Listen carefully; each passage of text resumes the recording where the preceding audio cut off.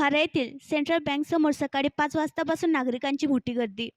अकोला जिल्ह्यातील व बाळापूर तालुक्यातील ग्राम लोहारा येथील सेंट्रल बँक समोर आज सकाळी 5 वाजतापासून नागरिकांची मोठी गर्दी असून कोणी पैसे काढण्यासाठी तर कोणी KYC साठी, आधार कार्ड अपडेटसाठी आज लोहारा येथील सेंट्रल बँक समोर मुख्यमंत्री लाडकी बहीण योजनेअंतर्गत महिलांच्या खात्यात 2 महिन्यांचे 3,000 रुपये जमा झाले। हे पैसे आले की नाही हे पाहण्यासाठी व ते काढण्यासाठी महिलांची बँकेत मोठी गर्दी झाली होती। महाराष्ट्र सरकारने महिलांसाठी मुख्यमंत्री लाडकी बहीण योजना सुरू केली। या योजनेअंतर्गत महिलांना दरमहा 1,500 रुपये दिले जाणार आहे। या योजनेचे पहिल्या 2 महिन्यांचे पैसे लाभार्थी महिलांच्या खात्यात जमा झालेत। आपल्या खात्यात पैसे आले की नाही तसेच पैसे काढण्यासाठी बँकेत मोठ्या प्रमाणात लाडक्या बहिणींची झुंबड उडाली होती।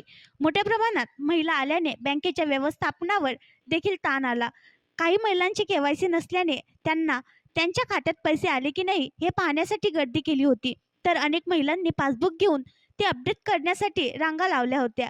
परंतु लोहारा येथील बँकेत डोंगरगाव, कवठा, कळंबा, अंधुरा, हाता, उरड येथील नागरिक बँकेत येतात, परंतु येथील बँकेत सुविधा अपूर्ण आहेत। पिण्यासाठी पाणी नाही, बँकेत फॉर्म उपलब्ध असून सुद्धा दिले जात नाहीत, खातेदारांना फॉर्म दिले जात नाहीत म्हणून बाजूच्या दुकानातून 30 रुपयात विकत घ्यावे लागतात।